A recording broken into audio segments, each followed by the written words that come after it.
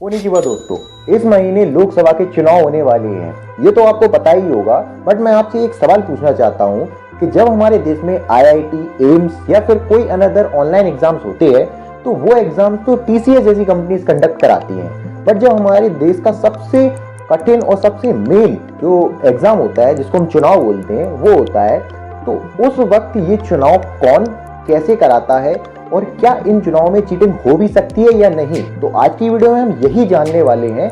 तो जिन लोगों को इसका जवाब नहीं पता है तो वो आगे वीडियो को देखिए, जिससे उन्हें पता चले, और जिन लोगों को इन सारे सवालों के जवाब पता है वो भी इस वीडियो को देखिए, जिससे कि उन्हें और ज्यादा अच्छी इंफॉर्मेशन मिल सके। तो चलिए हम वीडियो को शुरू करते हैं। उससे पहले इस वीडियो को लाइक कर दें फॉर यूट्यूब एल्गोरिथम।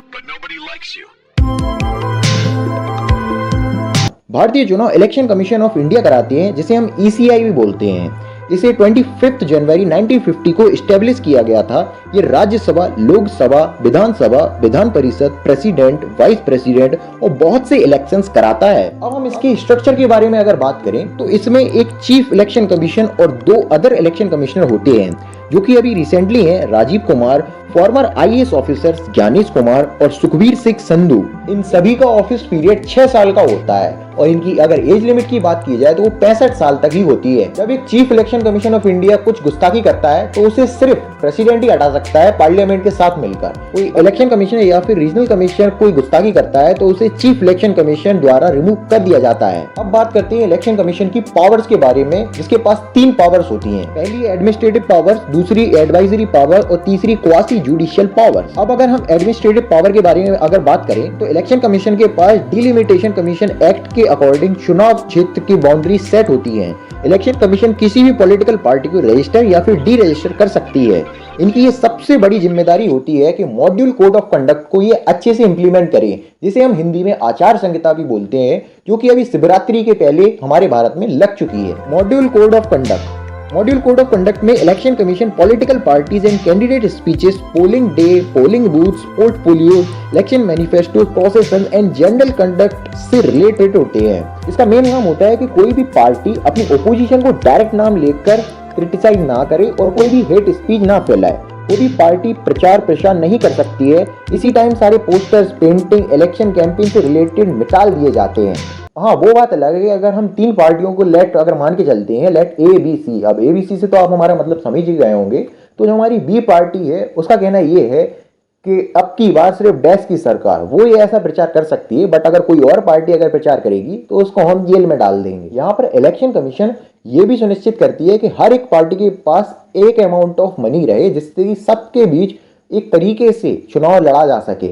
और ये लिमिट होती है 28 लाख पर कैंडिडेट खर्च करने की।